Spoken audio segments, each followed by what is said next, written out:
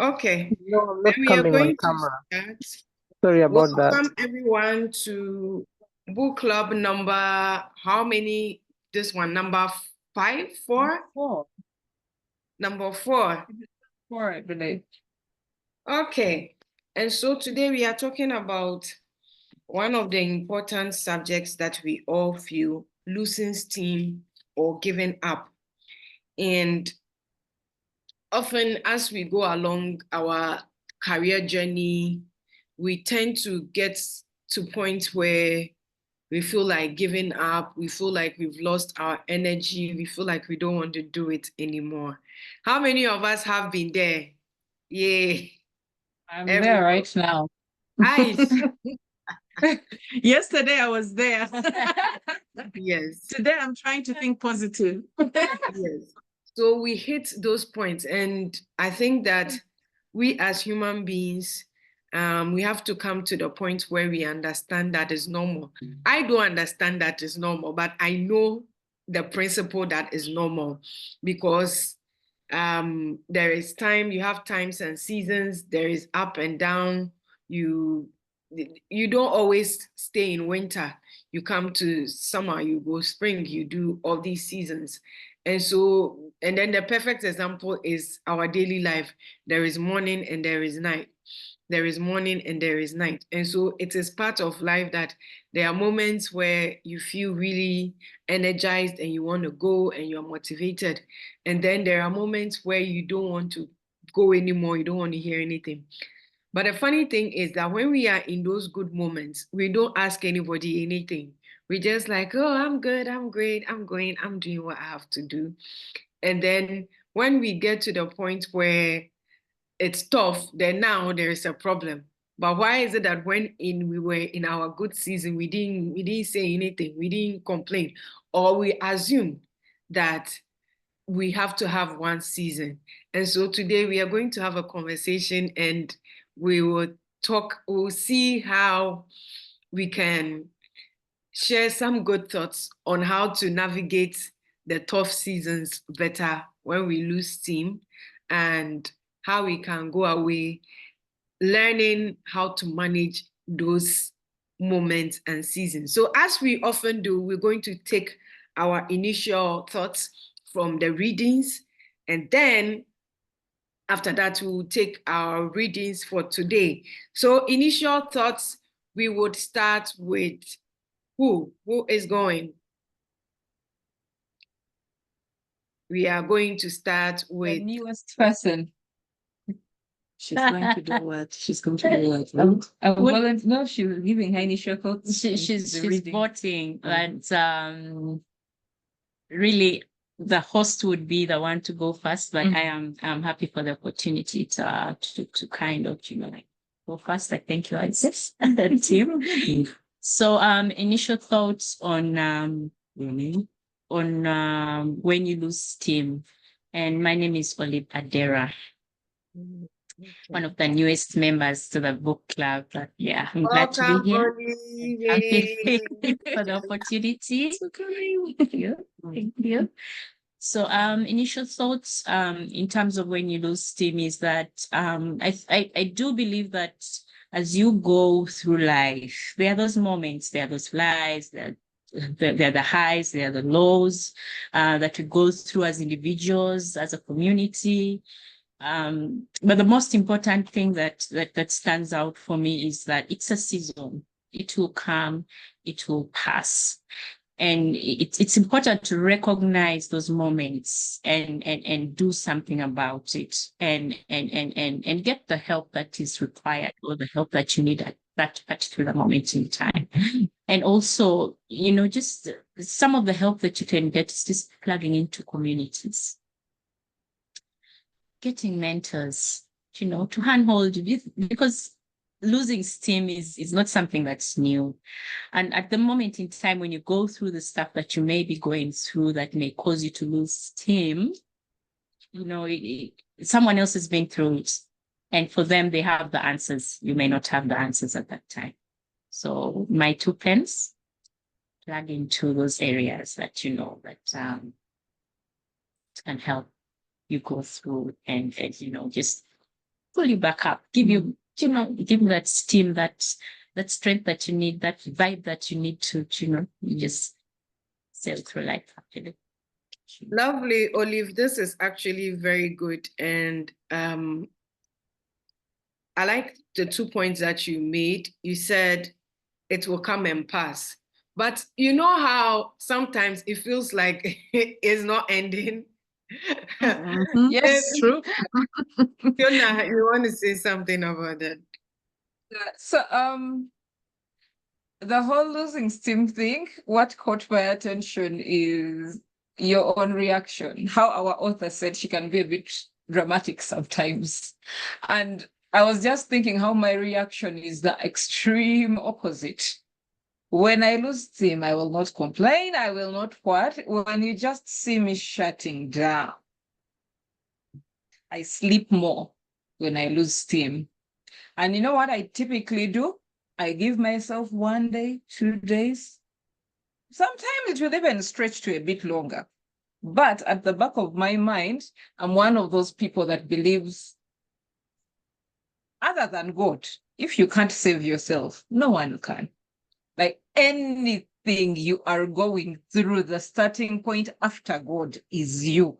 So I allow myself, I give myself grace, then I wake up and get things done. So that's why even while I mentioned at the beginning of this that I'm in that place right now, I am doing 1,000,001 things because they need to be done. But I would rather just be sleeping right now, if I'm to be honest. But I am very intentional about doing everything that needs to be done. And that's usually what gets me out of it. So I wake up one morning and just start doing things that need to be done. And before I know it, I'm in a good place once again, like nothing ever happened. So yeah, those are my thoughts on losing steam. Lovely. Agnes. Hostess. Yes, losing steam is very interesting.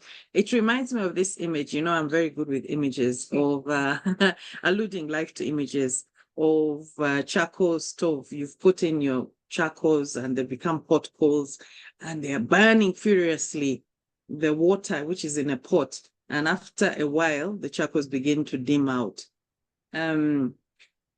I have often found losing steam comes on 2 levels. On one level with my career, when I get very comfortable in the tasks and they no longer challenge me, that's when I begin actually burning out. My burnout comes because I'm no longer challenged in a positive, invigorating way. And I begin to ask myself, why am I doing this job? Yes, great. I get at the end of the month my paycheck and it opens avenues to, the balance part of work life, right? But in terms of the intellectualism and trying to stimulate that part, I feel redundant.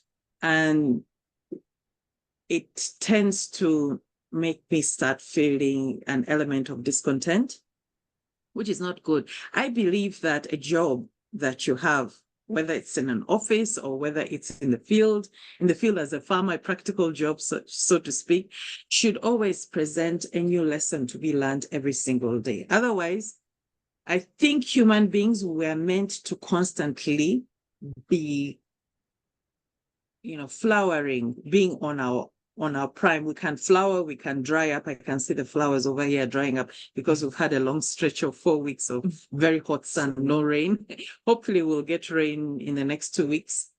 We need to constantly be rejuvenated with new positive challenges to help us stretch, to rediscover what we're capable of doing. Otherwise, when that doesn't happen, based on my own experience in my career, I just feel redundant. I feel that's when the word boring comes into play. And it's not good for one to go through that phase, because then we actually tend to, through my experience, we tend to get frustrated with every single thing and now begin mismanaging our balance part. Because I think sometimes in the bid, this has happened to me in the past, in the bid to try to restart that engine of creativity, I have found myself going to work on Saturday to say, why was this week very boring? Why was it mundane, the tasks? Yeah.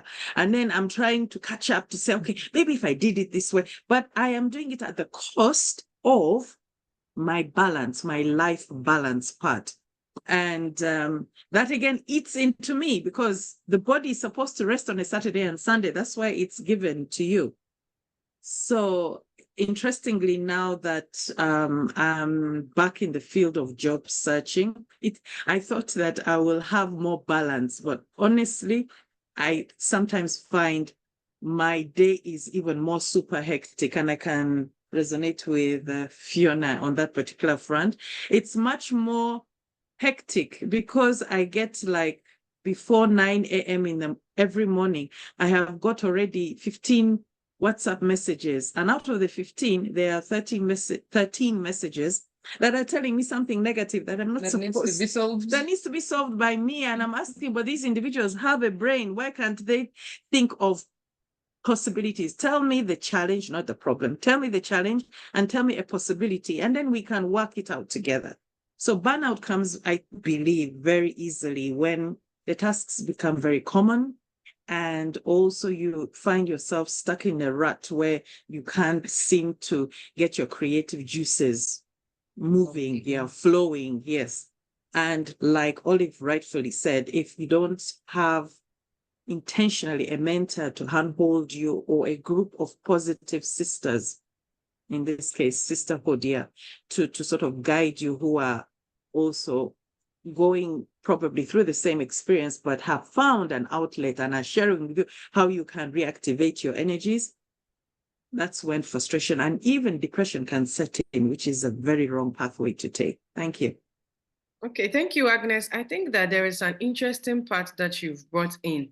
Often when we think about losing steam or burning out, is the point where, say, you have so many things on your table, or you don't seem maybe to find some kind of motivation, or things are not pushing as they have to push, or maybe in some cases, maybe, things are just not working the way they have to work.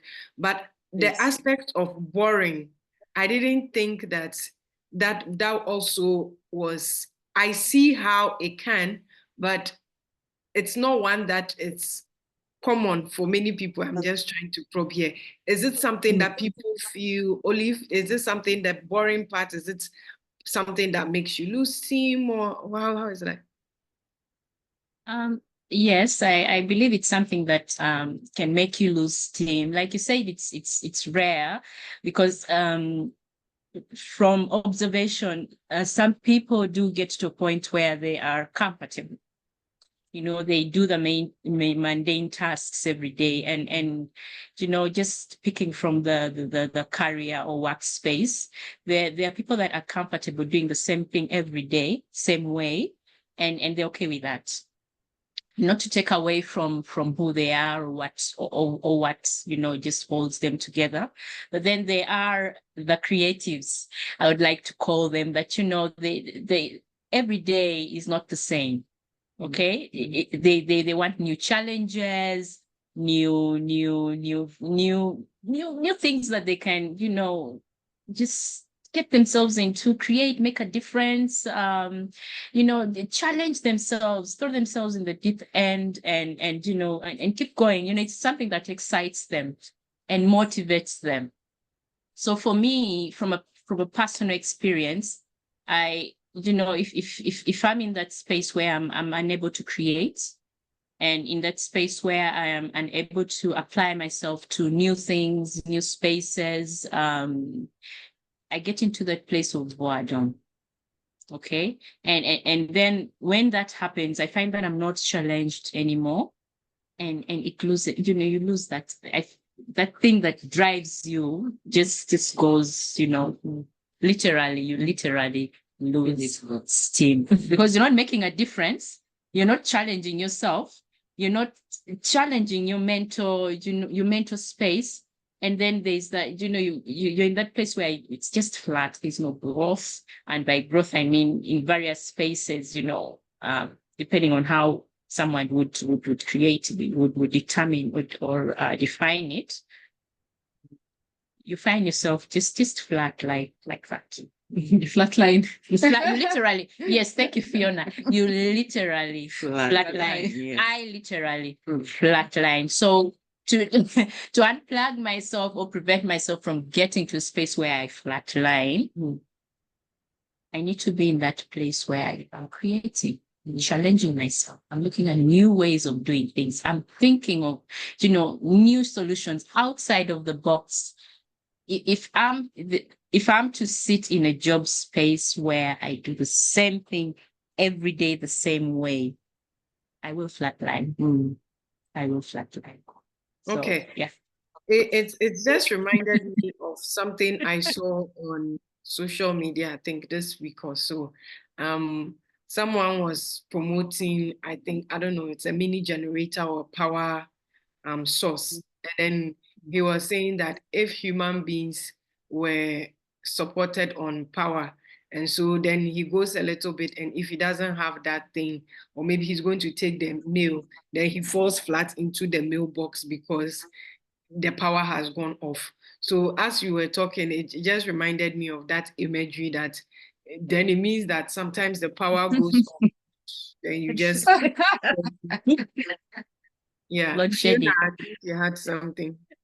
Yes, I wanted to say that it's interesting that Agnes thought to bring this up, because the truth is, I think a lot of people lose steam also because of boredom. I remember mentioning here before that I left my first job because I didn't see any room for growth. But that was just one of the factors. One of the other factors that even had me waking up, I would switch off the alarm knowing I need a full hour to get to work, but I will leave at 7:45 to go to work, because I would go sit behind a desk, make quotations, edit contract renewals. Like, you're doing the exact same thing like a robot the whole day. The only thing that will change is probably the name of the clients. The only exciting thing that will happen in your day is a client who hasn't called you in a long time to complain about the equipment that they calls you. That is the only exciting thing that has happened in your entire day. But otherwise, every day you're taking calls, logging complaints, making quotations, editing contracts. That was it. Day in, day out. I did not feel like going to work some days. I got to that place, to be honest. I got to that place where I made a decision to leave because it's not fair on them. They gave me a contract and I accepted it. So it's not fair on them that I don't deliver my end of it, but I didn't see how I was going to keep doing that. So yeah, even boring drives you to sleep. Steam out. So boring is also a big factor. So burnout and boring, those two ends can also be big factors in that. Okay, so now let us delve into it and take the readings, and then we'll see what the points are. So we'll first take 3.9, when you lose steam. 138. Do we have someone reading? Like volunteering, people in Summit should stop. Our hostess is the best reader I have ever come across. 3.9, when you lose steam. I think you see what I mean. We all go through times when we lose steam. You burn out, lose your drive, and don't want to continue anymore. We all go through those moments. At a workshop, someone asked one of the speakers, "Have you ever failed?" Who hasn't? Our reaction to failure is what makes all the difference. I have not failed 10,000 times. I have found 10,000 ways that didn't work. Thomas Edison, the creator of the bulb. Yes. Our reactions to those moments will make the difference between whether you will succeed or not. Each day is a lesson wrapped up beautifully. And when we have unwrapped the package and seen what has been gifted to us, we'll appreciate it even more. Let me ask you, when you no longer feel motivated with your dream or your job, what do you do? I know what to do. I sometimes complain, threaten everyone that I'll give up. Then I dust off and start over. Yes, I'm a drama queen sometimes, laugh out loud.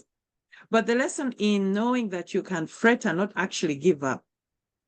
You can cry and wipe your tears. You can fall and shout, and you can still get up. Just remember to keep going. That's what makes the difference. But my hope was that when I failed, if I failed, I would fail quickly so that I would have enough time, enough years to implement all the hard-won lessons. Phil Knight.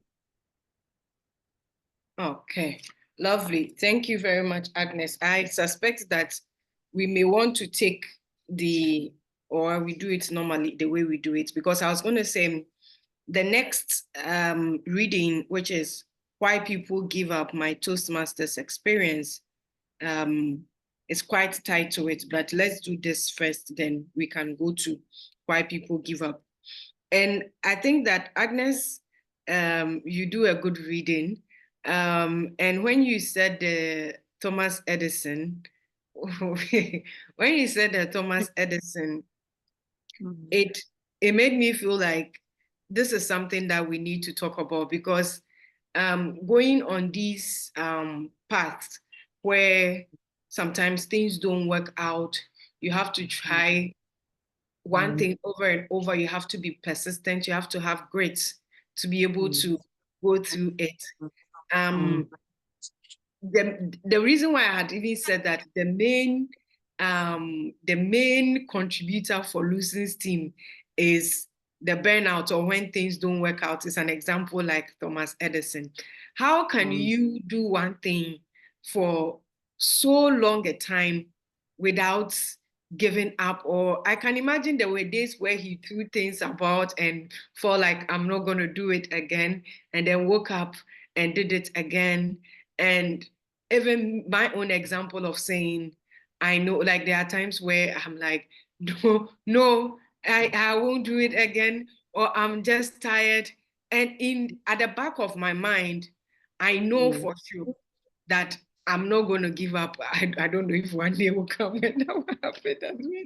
I just know in my mind that I'm not going to give up. But I also know at that time that I need to give space for what is happening within the moment or within. So let's talk about the Edison doing things over and over, and what can get you to actually continue with the path that you are on, and also any other thing that struck you from the reading as well. So who will go?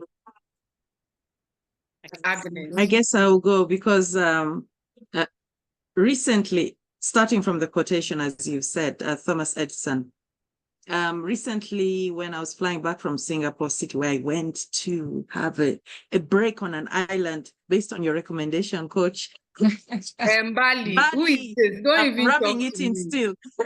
They suggest take a little rest. She takes rest on steroids. Yes.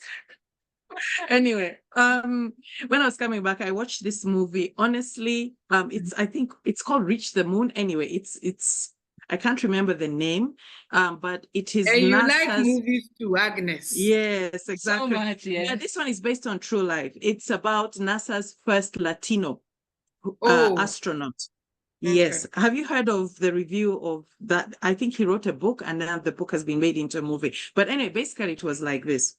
He was a physicist, brilliant in his field, but he came from migrants from Mexico. His parents, they used to come across the border every day to pick up crop in the US and then go back at night. But eventually they moved over and they got a green card, they became residents. And he was brilliant with numbers, and he became a physicist professor. But he wanted to go to the moon right from when he was young. And guess what? He tried, I think, made more than 40 applications or so. And his wife at the time kept saying, you can't give up. This has been your dream for a lifetime. Keep going on. So I guess that was the mentor in the sense. And this is why men are usually advised to marry a lady who can complement them as suitable. Yes, vice versa. Him also complement a woman's dreams. So she did. And I like to look at that particular image where he dressed up as an astronaut when he finally got, because it was one chance every year, and he kept getting regret until one day he turned up in her restaurant. She had a restaurant. She was a chef, selling Mexican authentic food, dressed up as an astronaut, and she dropped. She was carrying a tray of food, so she just dropped it and said, "Are you serious?" And he said, "Yes." Finally. That resonates with all of us, I believe, this sisterhood, because there are times when you go over and over and over and you feel you don't want to give up. You become a Thomas Edison. But I think what drives us is within us, we have a very strong intentional drive to succeed. Success doesn't come without failure, but within the failure, we have to be frank with ourselves to understand that we went wrong. Let me try and backtrack to understand where I went wrong and try and do it again. We have to have the courage, because it's a lot of courage to get up from that spot. As you know, and I'm free to share with members in the group, those who don't know, about a couple of weeks ago, I went through an interview process. I kept it all quiet. It was only Coach who knew. I reached the final leg where my referees were asked, and usually when they ask referees, it means that, you're a contender. They're going to give you the job. And guess what? They didn't give it to me. My friend, I spent a whole 7 days mopping around. Then I remembered that movie, and I said, no, I'm getting up. I'm going back onto the drawing board. I'm going to review, how have I presented myself on my cover letter? How can I do it better? The secret to success is finding that ability to get back onto that horse that has kicked you off. It's very painful. It's hard. Some people actually never get up. But again, back to Olive's point, and also Sisfi's point, if you have the right group around you to keep encouraging you that, you can do this, you have the ability to do this, and also you yourself recognize that this is just part of life. Yes, it's a phase. And what I'm going to try and do is to see how best to do it better next time. One should never give up. Despite the steam losing, we call it in our language, kumarako weed. I mean, is that it? To lose gas, it's actually losing gas, because when you're running, but you run out of steam or gas, yes, from your lungs. The race should continue. It might be slow, but then rejuvenate yourself. A marathon runner will pick water or glucose and rejuvenate themselves. So get the right crowd around you. That's back to Olive's point. Get the right people around you that can mentor you through those low parts, those valleys in your life, to get back onto track. So that's my image. That's my experience. Maybe anyone else would want to contribute to that. But Coach, I don't know whether I've sort of responded to what you're expecting from me, but I'm looking at the quotation, Thomas Edison. Yeah. Yes, more than that actually. And I'm doing a lot of thinking from what you are saying, and there is so much that we can pick up from, and then that movie that you shared, reach them. I'll get the trailer. I'll get the trailer and share it with people. Then people can go online and watch it. It's a very motivating movie. It reminds us that we have it in us to do it. And guess what? He did go to space, and he actually became a trainee of other astronauts, because once you go to space, you have that honor to train other people to become astronauts. He opened the way when you talk about representation for the Latin American community to feel that they can go far, the minority can go far, because they're capable as well, much as contrary to other popular belief that it's only European descendants who have we call it magezi, have the intelligence to be able to go to space. We're not hearing Yes. Donald Trump who is saying black jobs. I'm even confused about that one. Exactly. Really? Seriously? It's a terrible thing. I think it's Yes. Oh, by the way, I know in Ghanaians and I know Nigerians, they have slots in NASA. They have physicists, they have astronomers. But I'm proud to say that Uganda has also joined. We also have engineers in NASA working these days. So you never know, one day we might actually join the sisterhood will go to the moon. Space. I even smelled space. You did space. I smelled the space at the Canadian space station. Small. There you go. Yeah, they took us on a tour. Great. Yes. A few of us. Yeah. It's great. Yeah. Yes. For me, I think that I want to look at the ability to, because that moment where, and I'm still processing, because that moment where someone will do something, even 10 times is way too many times to decide that I'll go back again, because then you will be falling back on time, resources, money. A lot of times you'll be broke at that thing. Like, people have invented stuff.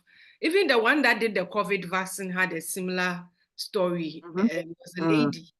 I'm not sure I remember the whole thing, but it was a lady that had done it for a long time. And I think that support system is always necessary for people to be able to come out of it, because it takes quite a bit. But even for the human being itself, I think that most times understanding the end goal, that this is what I want to achieve, this is what I want to do. I know people who are like, I'm going to die trying this. There are those people, they are like, me and you will die here. We are going to do this. It doesn't matter.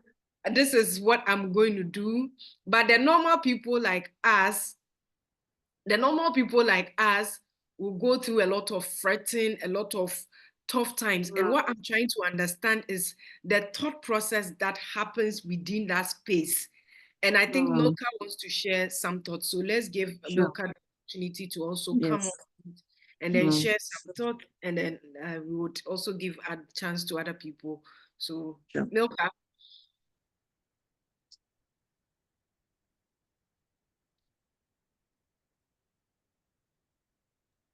Are you able to hear me?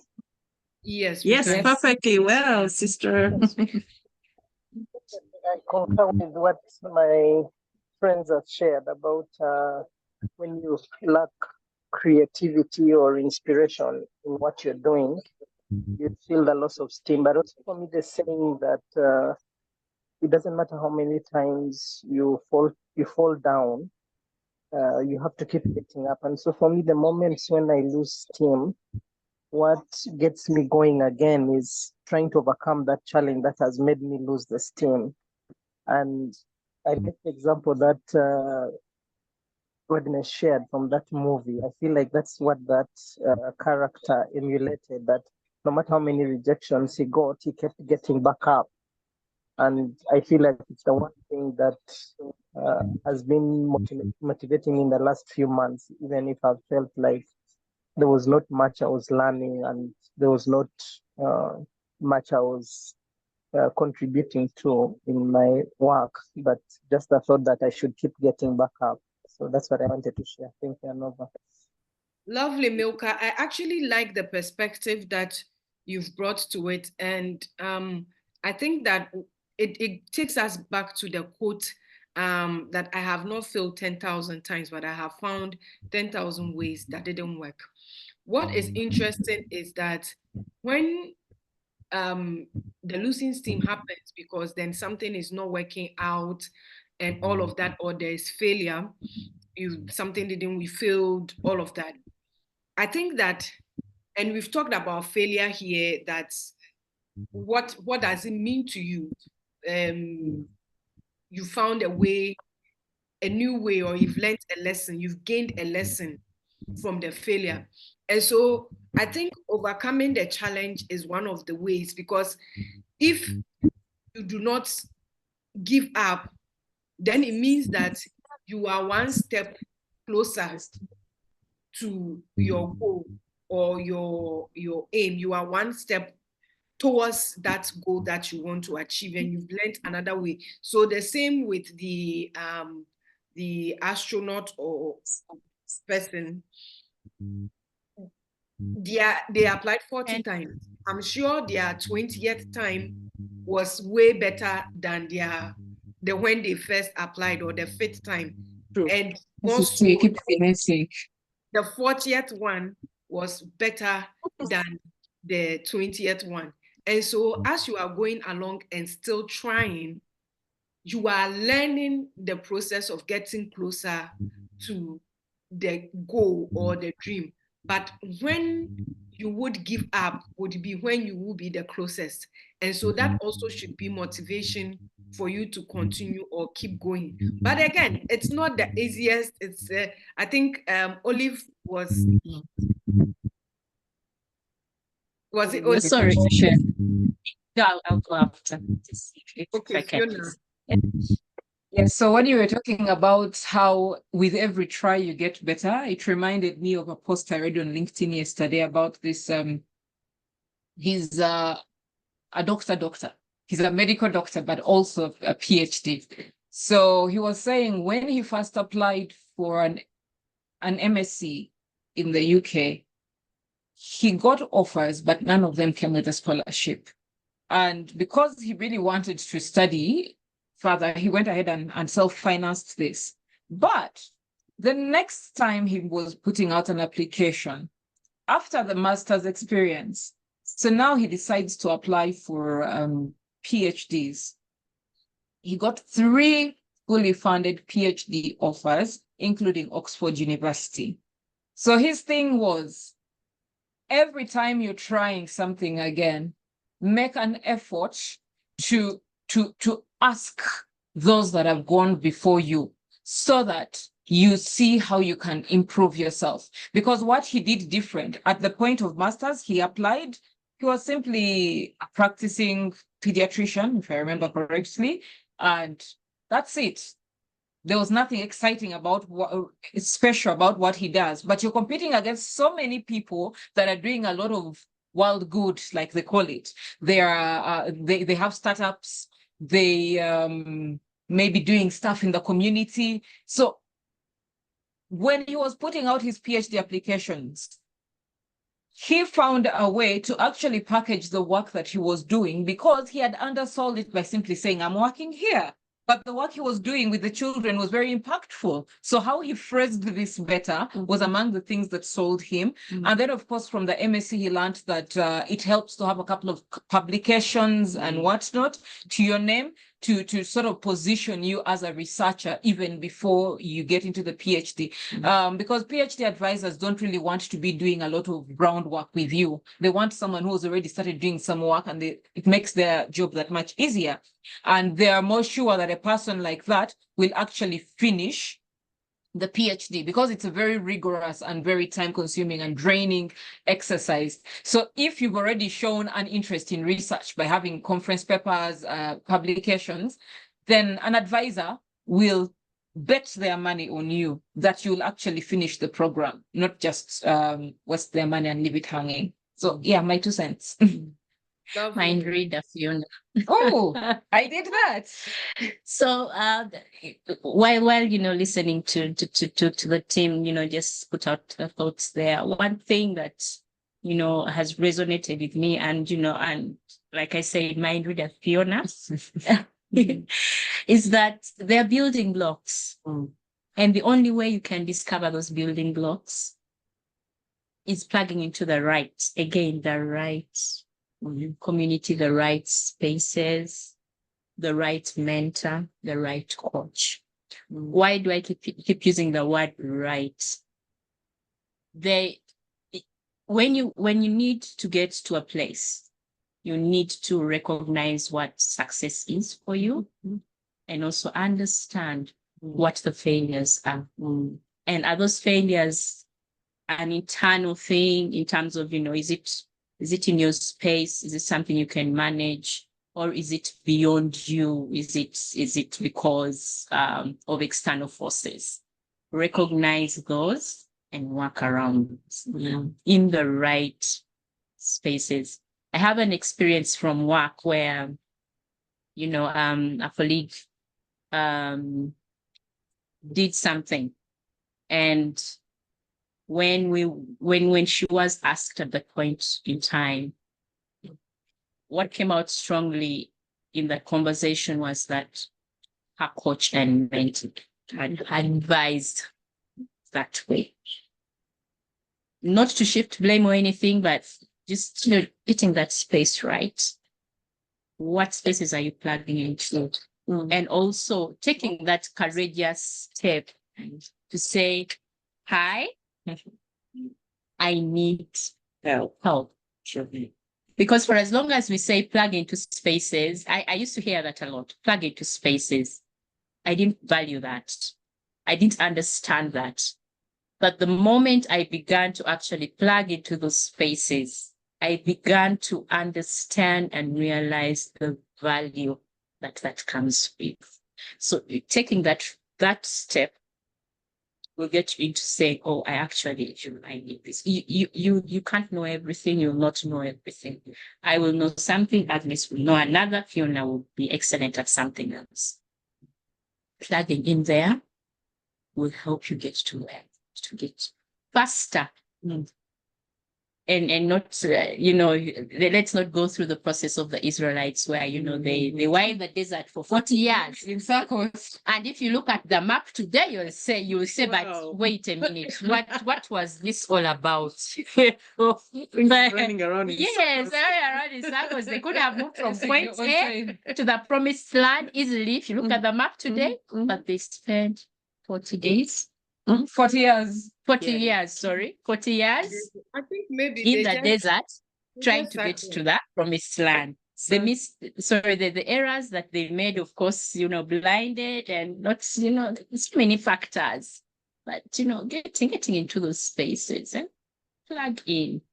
I guarantee you the right spaces will help you and the pain will be lighter. I've been there, I am still there. But I know what it is and what it means and the value that brings. It will pass, but you need the right support systems to get you through those harsh spaces. That's experience. And say we get there, but it's great. Yes. Agnes. Let's summarize. Just that we can go to summarize in 2 minutes. 2 minutes. So the name of the movie is called A Million Miles Away, and it's about astronaut, Mexican originally, but now American, Jose Hernandez.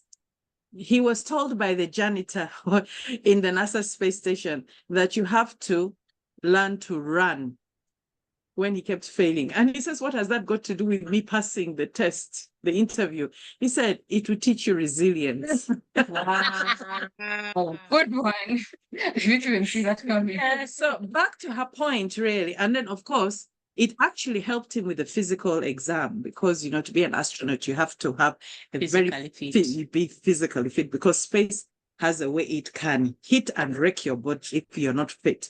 But it has to be what she said, that tap into the various spaces. And the various spaces may not only be the PhD professors, it might even be the old wizened people who have been around and have observed a lot that has happened. You go, you tap that space and get some words of wisdom. Add on to also including the Gen Z. Yes, the Gen Zs as well. I get disturbed when people, kind of put it out there like they have nothing to learn from the Gen Z. Have a lot. There's a lot to learn. Yes, there is a lot to learn. A lot to learn. Yes, Ikigai. You remember Ikigai? Yes. So the work-life balance principle is so important that you don't only go on the intellectual side related to the job itself, go on the other side of life itself, the social points that you need to touch base with at different levels to make you a wholesome person. Thank you. Thank you. So the takeaway is everybody should go and learn how to run. Yes. We've got to build resilience. For Fiona, I don't see the problem, but for the rest of us, including Milka, I don't know how. You don't How- see a problem, my friend. Baby steps, we can start with walking. You might actually be and behind. graduate to running. Yes. Appearances can be deceptive. Very I'm true. Very sure. true. I'm Very sure. true. The next reading is 143.10. Why people give up. My Toastmasters experience. So Agnes has just Volunteered. You. nudged me to say, let's read. Okay. Why people give up. My experience with Toastmasters, a non-profit educational organization that runs clubs with the aim of promoting communication, public speaking, and leadership, has taught me a lesson worth sharing. I want to share an experience I had about some time ago while preparing for my first Toastmasters speech called Icebreaker Speech. I had been eager for over a year to join the Toastmasters Club. I asked a few of my friends how to join. I tried to contact local executives through an online search, but it wasn't until the early part of the year when I joined a meeting that I had the opportunity to be contacted by executives who were forming a new club in my community. When I joined the group, I showed a lot of interest and contacted a few of the executives to help me prepare my first speech. I was given the opportunity on 6th June, along with others, to deliver my first speech. I watched several examples of how the speech is delivered, prepared my speech, and rehearsed several times. Now here's the catch. A few hours before the program, I started to feel anxious and stressed. In literal terms, we say tension was catching me. I started to ask myself why I even decided to join the club in the first place, why I was putting myself through all the stress, and whether it was necessary for me to do all that. The discomfort made me question my decision. I wanted to return to the place of comfort. I even told a friend that if I wasn't a diligent person, I would have given up.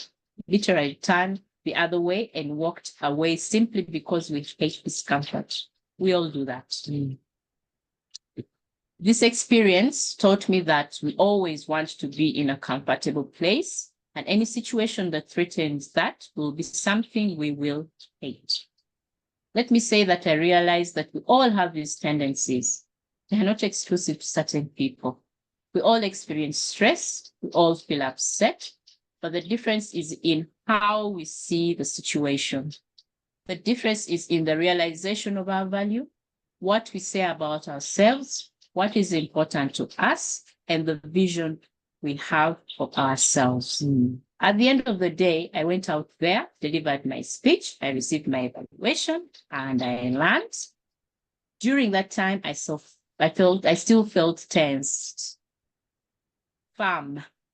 Let's be bold with our dreams, the steps we take and how we execute them, because at the end, what is important is whether you made it to the other side victorious or not. Either way, you choose, you make the decision. And I hope you choose to get through it just like it. Yay. Yay. Okay. Another wonderful reader. Yay. Okay, lovely. As you were Feelings reading, of these topics. Olive, what did Thank you you. say? I was just saying we catch some real deep feelings on these topics. Yes, It scratches deep. it scratches deep, eh? Yeah, yeah. So as the reading was going on, I realized that some of the questions that I had raised on the earlier point on losing steam and how do we go through the process, some answers are here. And I want to take people's initial reactions from this reading.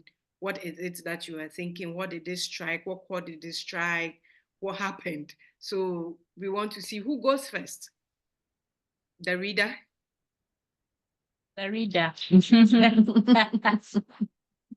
So from the reading, something that really stuck out for me is that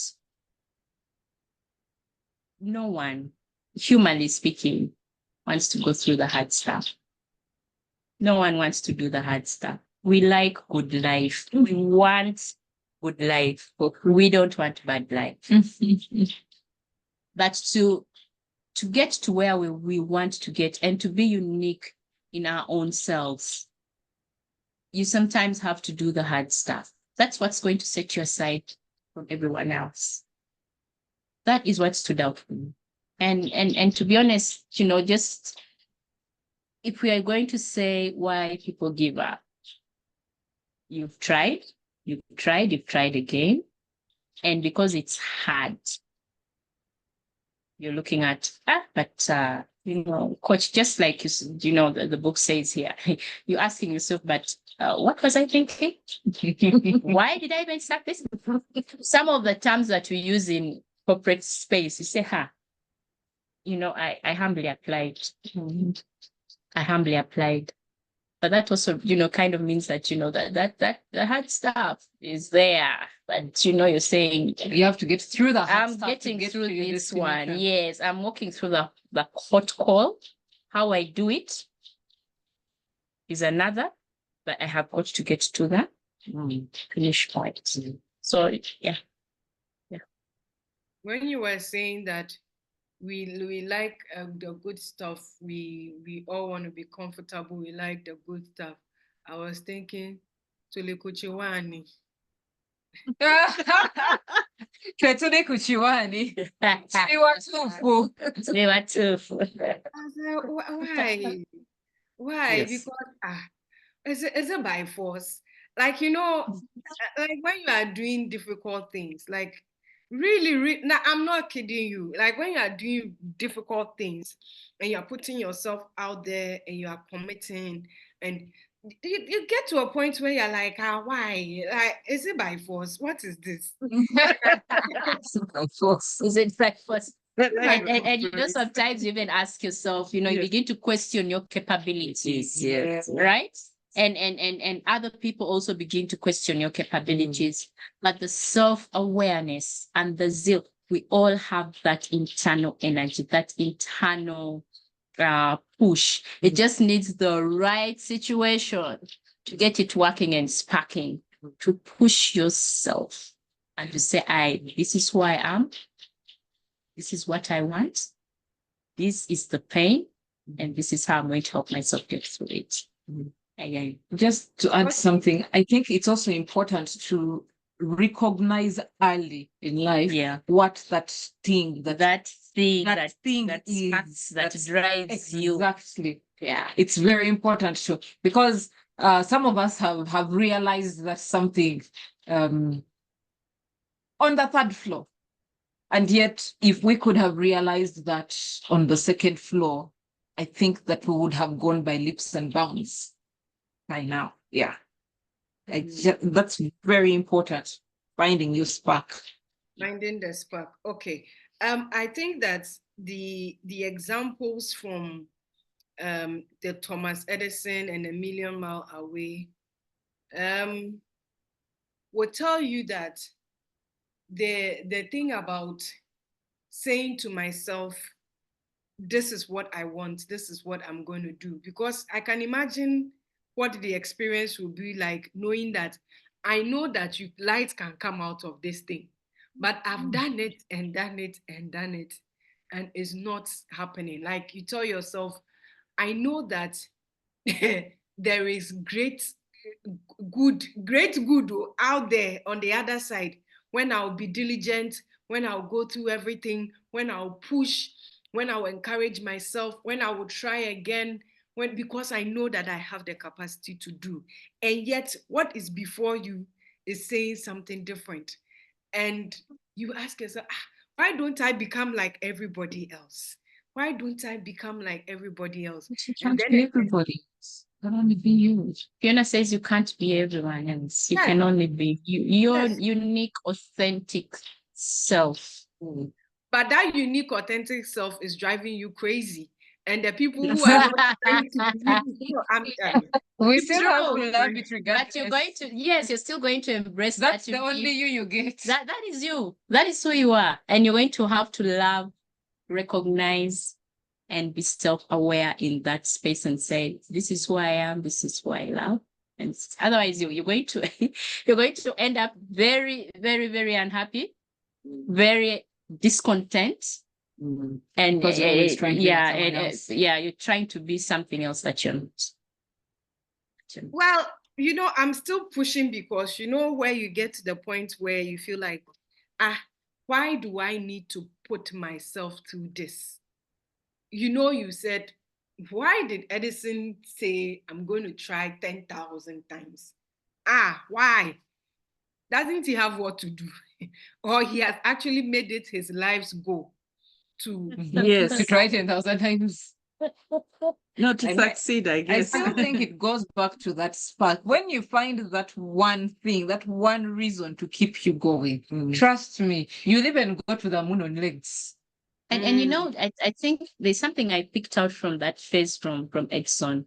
I have found 10,000 ways that did not work. Exactly. And that's a success in the failure. Yes, you have unpacked creatives. This is who we are.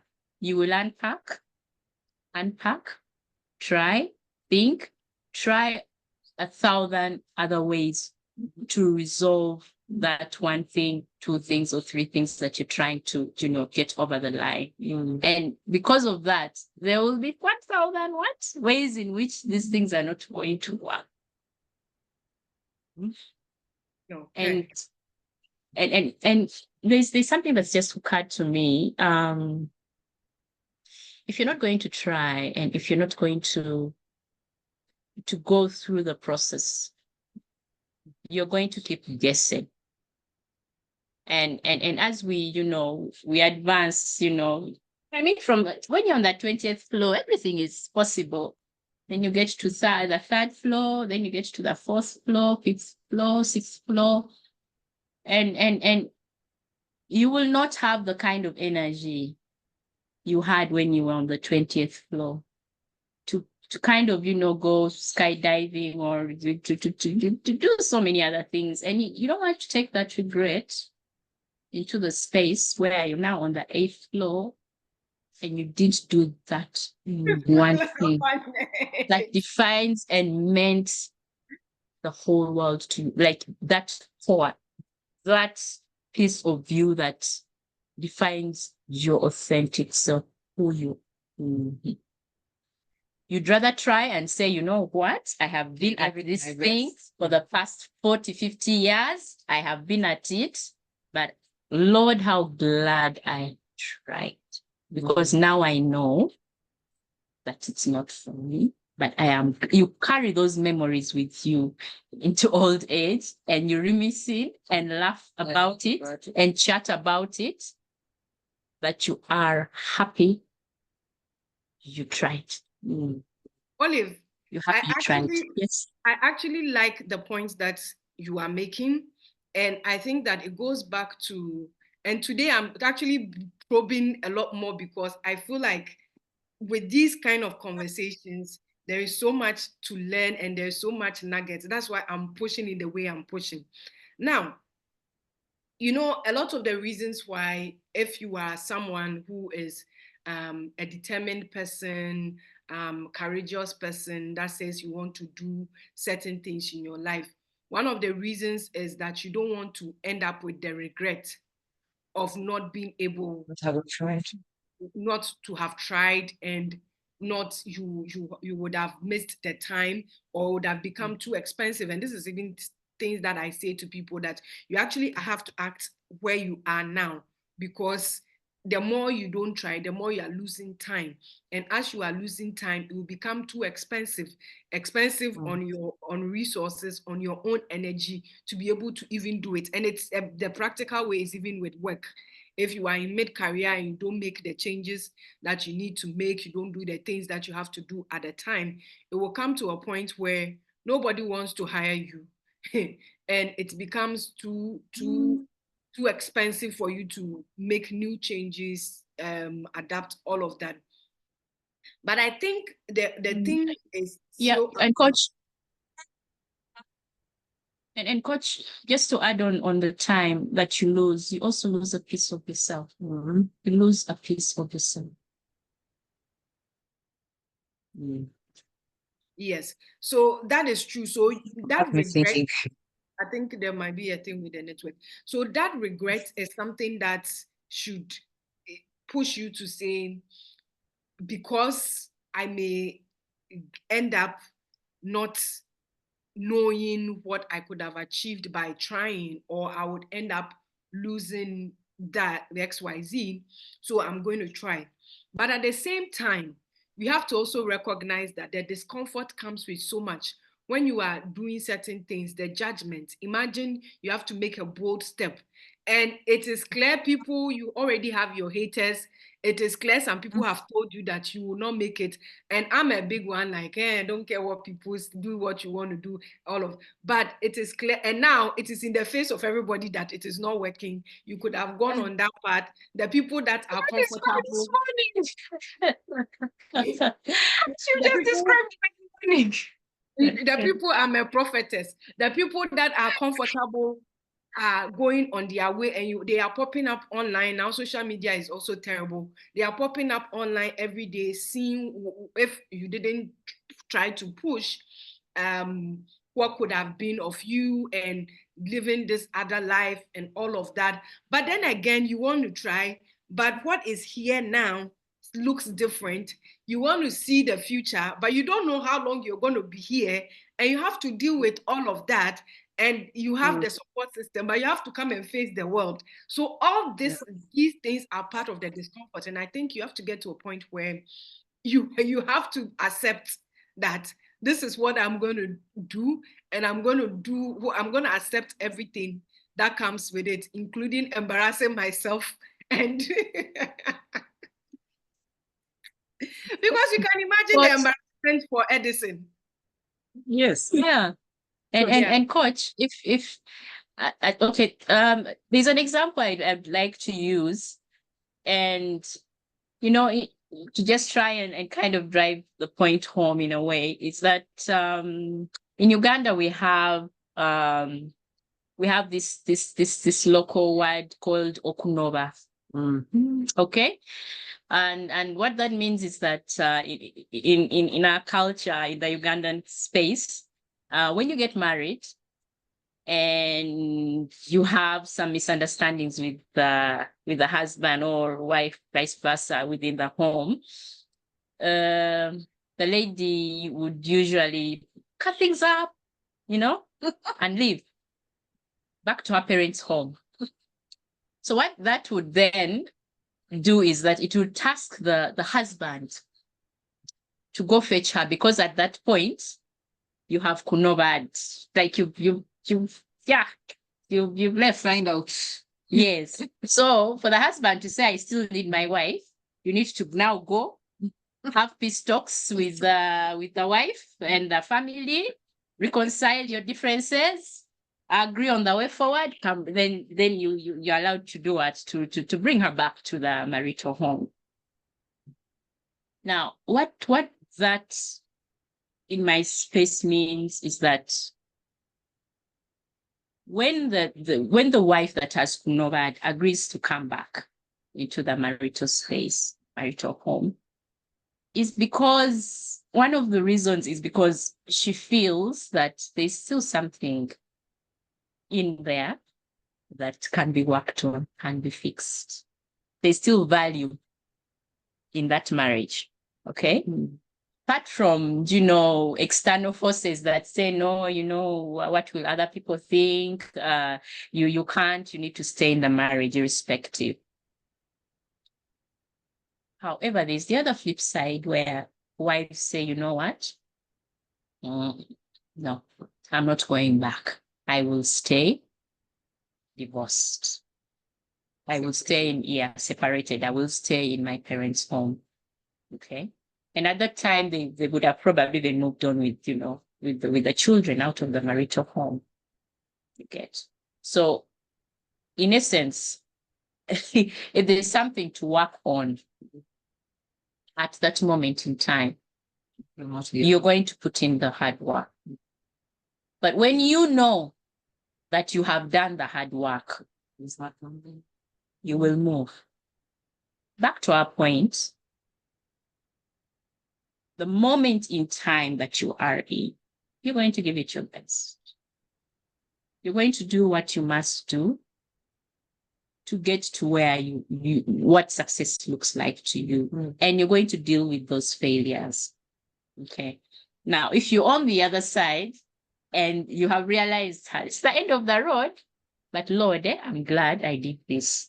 I erred, I tried, and you're saying, I'm happy. I actually, you can call up one of your sisters and laugh about it. You've done the work. You have no regrets. Mm-hmm. I'm just trying to pair the two up to say, yeah. And of course, there are those that may divorce and move on and then have the regrets of saying, but if I had, there's this thing I could have fixed. Yeah, I could have. Yeah, but it's done and dusted. So it's just that thing. 1,000 ways to fail, 1,000 things to fix. But the in this conversation, and the two examples that we are using here, they were those that actually stayed till the end. They found it's not like he went to 9,500 and said, I'll not do it again, and then we don't have the life. Yeah. So they were the ones that stayed till the end, did if the astronaut had to do it 50 times, I'm sure after the 40th and he didn't make it, and then he will die trying or whatever, I don't know. But I think that it's also what I like the part about the spark and also the kind of motivation that will still keep you going. I know that there are times where you have to catch your losses. Those are true. But when you've actually determined, or sometimes also you've given too much to go back. You are that's one. Yes, that's actually one of the biggest reasons people keep going. They're like, I can't have put in this much and just give up. That's where you say you die trying, yeah? Literally. Yeah. So Fiona, your thoughts on the why people give up? Yes, why people give up. We'll try to round up from here why people give up. So take you'll have your thought, Agnes will go, and then we'll have our final words, and maybe Milka. To be honest, I think that we are built different. And there are people that have how do I put it? There's people for whom it's actually not easy, but they are very determined people. I think that's the word. And so that's what makes the difference between going on and giving up. Because when the reading was being done, I kept thinking about 2 presentations I made in recent times. And the funny thing is, in the past, I would make presentations and not feel a thing. Like, it felt like the most normal thing in the world. Second thing. Yes. I've never had a problem with public speaking. I can even say when we had the book launch in Uganda, it felt like I was having a normal conversation, like nothing felt, no pressure, no nothing, right? And then the last 2 presentations I made, the first one, I can understand the stakes were really high. Mm-hmm. Gosh, it was all I could do to not feign a connection problem. Honest to God. As it got closer for the time for the students to present their papers, oh my gosh. I just said, I just hope I could be the first person, because if I am not the first person, I'm going to come up with any excuse to give up. Guess what happens? Joke was on me. I was called out first. And that's when our Uganda network decides to log me out. Oh. And so the next person that should have gone after me, by the time I logged back in, she was presenting. And so they put me after her. But guess what? If I was not a very determined person, I would have taken that excuse and gone with it because everything in me was screaming. Panic button. Yes. Why was I panicking? I realized at that point I was, they say, beyond my depth, in over my head. The gravity of the situation. You were weighing the gravity of the situation there, and it was hitting at you. So here's the thing. I knew that at some point students are going to have 10 minutes to present their papers. When I was submitting this paper, I submitted it as a student. I mean, I graduated recently, so for at least one more year, I can still use that, right? And it hit me that the students that were presenting, some of them had doctor on their name. So basically, these were postdoc students and doctorate students. I am this in between. So I began to panic. Oh my goodness. So the whole thing that kept me going is the determination. Some people at that point could have just given up. If you have that determination, because I said, Fiona, if your paper could get past all this screening, your paper that you put together in such a short time, you just present and see what happens. And you're presenting with the doctorates. There's that famous word you use called imposter syndrome. Maybe that. Imposter syndrome. I suffer from that a lot. But let me tell you, the only thing that made the difference between me making that presentation and accepting the network excuse was determination. Because I very quickly changed and used a different service provider and I got through it. Then the second time, now this was even not a high stakes thing. So I don't even understand at that point what it is that was making my throat go dry.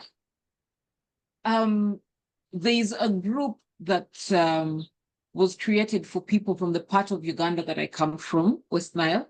And so the West Nile people in the diaspora are usually called upon to share their experiences with those that are here, so that if there's someone who wants to try to use the pathway they used to get there, they can hear firsthand. Yeah. So I was called upon because this time they were using a student pathway to get to North America. And they called out on 3 students that represent different ways, right? And so I went to Canada as a research student. There's another lady that went to the US as United World Colleges thing. I don't know if you've heard of that. Mm-hmm. So she went after her senior 4 and is now done with her PhD. So they wanted people who went to the diaspora with different education routes to speak. So it's simple. You're simply talking about your experience. How did I do it and whatnot? Guys. So anyway, I still think it comes down to determination, because at that point, it's like, but what's going on? How am I having trouble presenting? Coach, maybe you can diagnose. I don't know what's going on. These last 2 times, that's not me. I think one of the things that I know that sometimes affects people when they are going to speak is when you feel like you haven't adequately prepared. It could be one of the factors which makes people feel kind of uncomfortable. It's also unfamiliar TIFF. If you feel like you are not familiar with the territory and you haven't spoken to these people before, it's a new audience or all of that. And then the last part could also be audience reception or perception. If you feel like the audience is going to be hostile towards you, or you feel like they're going to ask you questions that you don't have answers to, or they are going to dig too deep and you are uncomfortable with that, that could be something that could make you uncomfortable. So those would be the 3 that I would suggest could be the problem.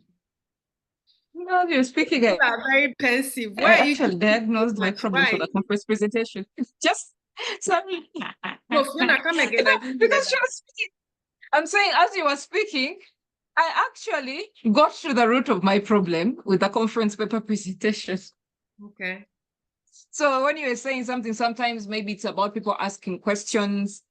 So you see, while I was in over my head, I've been in those situations before, but you can never even tell there's an aspect going on behind there. But I now realize in hindsight, perhaps I was afraid of being asked really tough questions because the entire audience were way ahead of me in this thing.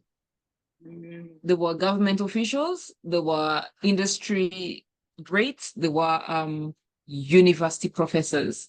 That was the audience I was presenting to. So I actually now in hindsight realize I was afraid of super mega questions coming at me. Yeah.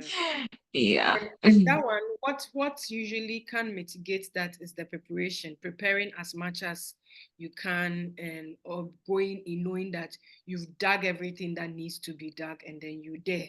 What happens, happens. So if you've prepared, looked everywhere that needs to be looked at, you shouldn't have any trouble going in to answer some questions. And most times you think those tough people, government people, big people, they are getting still. Don't They're also learning they are also learning. sometimes. You have new things, new perspectives. So you have to actually think that you are bringing value, because they will be asking you things and learning from you and all of that. So you shouldn't feel any kind of way.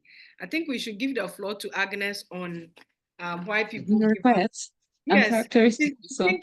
she's been Sorry. thinking a lot. So there must be a lot to unpack there. I don't know. I don't know where to start from, and to try and keep it brief so that Milka can also contribute. There's something I'm gonna start from Fiona, that Fiona said that if only she knew. We call it level 1, meaning when you are from the age of 1 to the age of 19. Then level 2 is from 20 to 29. Level 3, yes, it goes on like that. She said if she knew some of the things she knows now when she's in level 3, if she knew in level 2, she shudders to imagine where she would have maybe reached right now. She might have skyrocketed, right? But I want to say that discovery is a journey. And when I say discovery, I think again, I'm going back to Hollywood, the movie buffs, always, yes. Being a science fiction fan, Star Trek, yes, Star Trek Discovery, it's a journey. It's a journey from 1 century to so many centuries ahead. And the star of that whole show was someone who redefined everything. I think when we are trying to discover, when we're trying to do an Edison, trying to discover how to succeed, we need to go through a certain cycle. And going through that cycle, I would call it like this, then you finally get to your point, and then like the Israelites, as she mentioned, Olive, and then you go to that point. It's more or less, it takes time. And your mind and your personality needs to have a certain level of maturity to be able to be recipient of the learning process through the difficulty of rediscovering so many other ways that did not work, taking it in a positive light instead of taking it in a negative light, that the 10,000 ways or 1,000 ways in which it did not work, I discovered that there was something about those particular aspects. I personally think, and with respect to her point, I understand, because I used to think that way, and I said, oh, I wish I had known this like 10 years ago or even 20 years ago when I was that age. But as I have gone to the 5th level, I have also come to discover that I had to go through this discovery journey to get me to the point where I am more mature to be able to embrace failure in a good way. I'm able to change even my language when I'm describing difficulties I face when I am on the verge of success. I reaffirm that I am a person undergoing not only the growth process, but the development process of trying to achieve my ultimate goal. And back to Star Trek Discovery, Captain Michael Burnham. She was the first mutineer to actually overthrow her captain in the history of Starfleet. And everyone was looking at her like she was a cockroach or she was, when she was imprisoned. But there was this one person who believed in, no, two people who believed in her. A new captain of the ship that she was assigned to go to rediscover herself because he asked for her. But her mother as well. Her mother said, Michael, you've always been a survivor. I have faith in you that you will learn from this experience. Fast forward to the end of because now Star Trek Discovery came to a conclusive end of the TV series. But guess what? She became an admiral. She not only from being a commander to being a mutineer to being imprisoned to being given another chance, she was given so many other chances by people, again, back to Olive's point, who mentored her, she listened to, and she was able to rediscover herself. And she became an admiral, which is the highest qualification, obviously. And she married the love of her life. Of course, they had issues. No, they had issues discovering also. That was also a discovery because it's called Star Trek Discovery. Also in her personal life, work-life balance. Yeah. But they rediscover themselves. So back to my point, I think I want to be the Michael Burnham. I think all of us want to be a Michael Burnham or a Thomas Edison, to keep trying, and to try things differently, to discover how can I do things differently, and to appreciate the journey we've gone through. Since my 20s, I've gone through this journey. Let me appreciate. Even though I would have loved to have done all these things and dusted, got my PhD by the age of 30.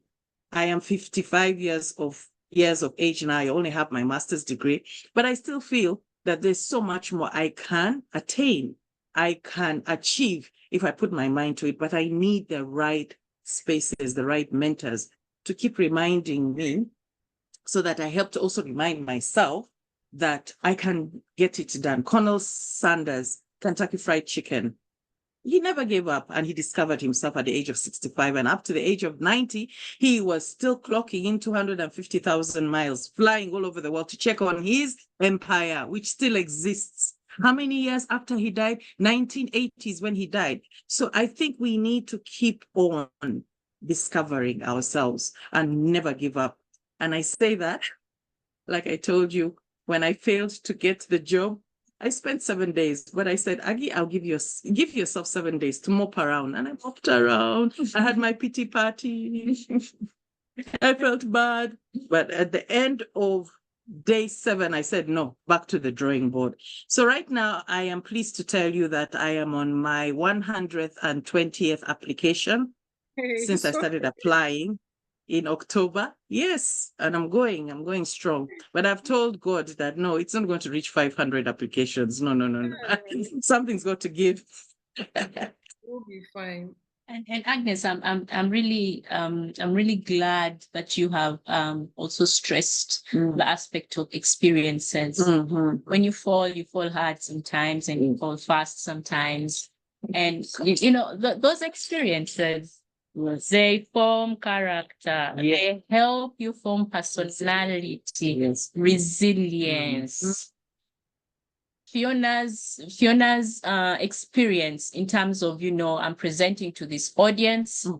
There's that panic, there's that concern. They themselves, in the spaces that they're in, do not be deceived. Some of them do go through the experiences that we go through. They may be top CEOs, top executives, but every once in a while, they too pick up the phone and say, hi, do you have time for coffee? It's something I'd like to run by you. I would like to pick your brain on this. No one knows everything. No matter how high up seated they are, president level, they still pick up that phone and say, hey, hi, Agnes. Hi, coach. What's your thought around this? Oh, how did I do with this presentation? Information. So all those experiences, they form character for you to deal with the next thing. Because if you've gone through this, did you die? We have that asked sometimes in Uganda. So did you die? No. But what that means is that you've lived another day to fight another battle. True.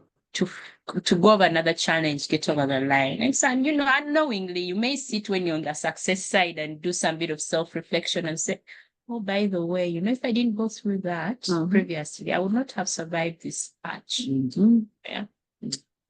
Okay. Yeah, good. Right. I wonder if Milka wants to share any thoughts before we will take our final words. There's something that, and in fact, I wanted to say Agnes is a storyteller, and now she wants us to go and do the whole Star Trek. Start a YouTube channel with story and tell stories. Just I think to so. speak on the imposter syndrome and how, even with many years of experience, sometimes it prevents me from looking up opportunities or even pursuing opportunities. And it's one thing which I'm desiring to overcome, because I don't think I should enter the 5th floor while still feeling like an imposter. And I feel like maybe all this developed because of how we are raised. We sort of don't have enough affirmation as we start our careers, and that kind of leads to this feeling that you're not good enough. Everybody is good enough, and I want to be that kind of leader who encourages young people particularly to have confidence in themselves and to keep on saying that you deserve this, you've worked hard for it. And yeah, that's one way I'm trying to help the next generation, but also myself to know that I deserve whatever I'm achieving. Thank you, Anova. Thank you, Milka, for sharing that as well, that the thing about imposter syndrome, and I see the direction of this, because when you have done it so much up to a point and you seem to be pushing and you want to give up, you have to keep it in your mind that you have in you what it takes to actually get you to where you want to go. So let's take Olive, your final words for today, both on why we lose steam and when you lose steam and why people give up. You can put it together and then just share some thoughts, whatever will be your takeaway. Thank you for the opportunity. As we wind down, I think, you know, just taking from Micah's point, when you lose steam and why people give up, remind yourself out of the so many children that your parents would have had, you're that one person that is here, and you're here for a purpose. You're enough. You are good enough. You're here to fulfill a purpose. Losing steam, we're going to normalize that, but how do you get out of that space? Let's be in that place where we, you know, continuously discover and recognize how to manage those spaces, those elements, those items, and keep pushing, keep moving. Because the moment you stop, then your whole existence has stopped. So do what you must do to keep going, keep up the steam, refill your cup. Continuously refill your cup. Self-love, give to yourself that you expect or hope that someone else will give to you. Give that to yourself. Have that internal strength to say, no, I'm better than this. This is who I am. Embrace that and be comfortable in that, and be happy, comfortable, but content in that, in who you are and what you are, and keep moving. Okay, thank you for that, Olive.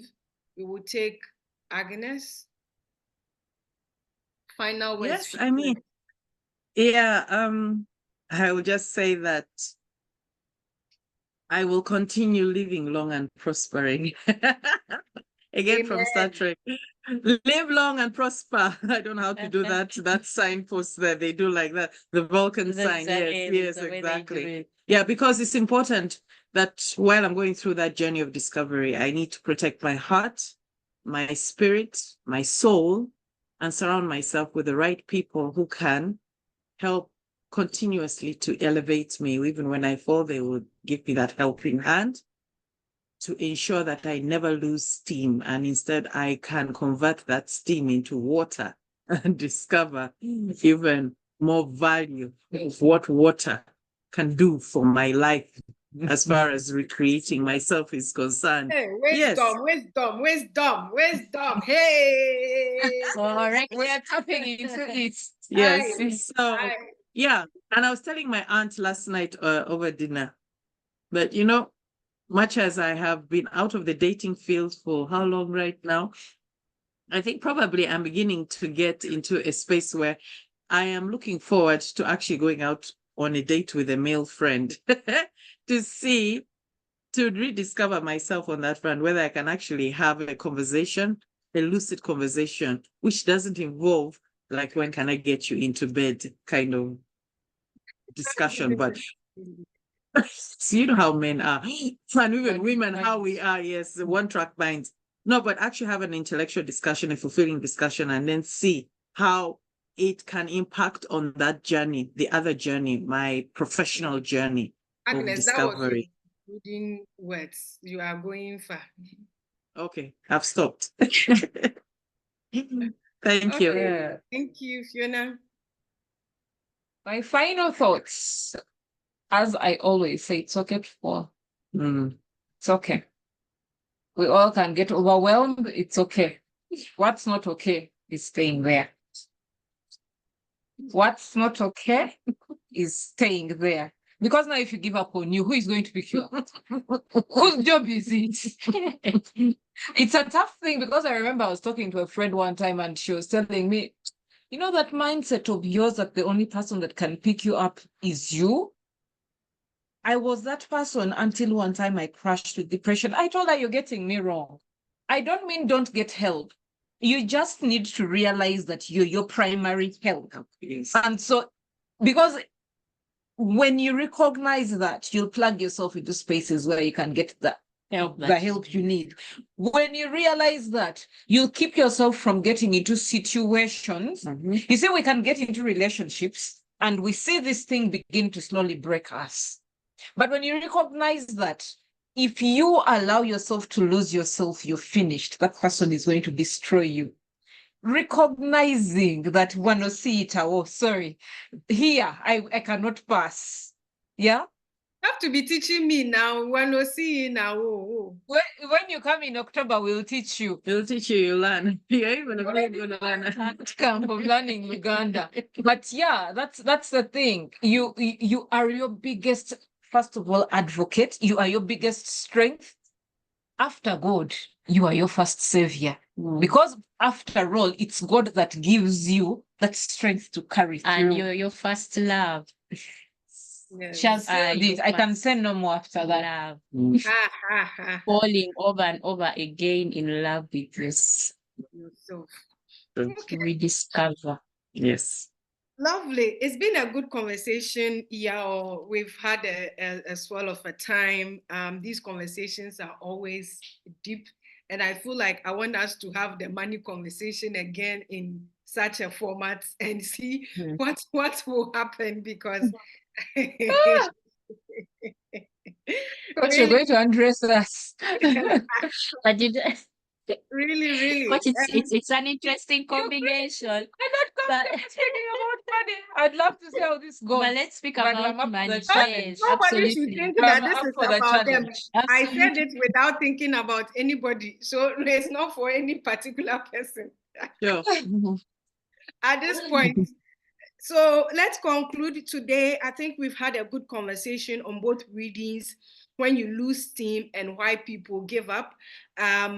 I think one of the things that came out is having that courage, the example of Michael Berner and then Thomas Edison that we talked about, and also being willing to do what you need to do to get there, because at the end of the day, you are here for a purpose. And so you must push if you are sure and you've discovered that this is what you really want to do. When you lose steam or even when you want to give up, that should be the spark that motivates you to continue to go. And also the point of this being a discovery process. And so when you fail, the number of times that you fail is you discovering the best ways to get things done.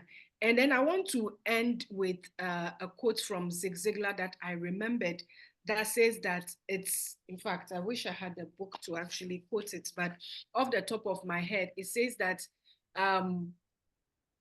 it is not about what you do, but who you become in the process. And so if you are challenging yourself, if you are pushing, if you are doing different things that are tough, you are getting out of your comfort zone, you are being bold, you are being strong and keeping your head in the game. It's not just for the game and for you to get to the end and be a dollar millionaire and all of that. Yeah, hell yeah, I want to do that. But it's also about building character and who you become at the end of the day when you finally reached your final level and you are vowing out what you become as a person. And so I'm glad that we had this conversation. We've all learned so much, and I think that we will feel encouraged to continue to keep up in our jobs, in our careers, in making strong and bold decisions and keeping our head in it whilst we are in it until we get to the other side of glory. That is Yes. that is our victory, because I think the last part of why people give up, it says that let's be bold with our dream, the steps we take and how we execute them. Because at the end of the day, what is important is whether we made it to the other side victorious or not. Either way you choose, you make the decision, and I hope you choose to get through it just like me. And so I hope that we all get through it irrespective of the challenges that come our way and get to the place of victory. So that is it for today. We're going to say our bye-byes and then we will Bye bye.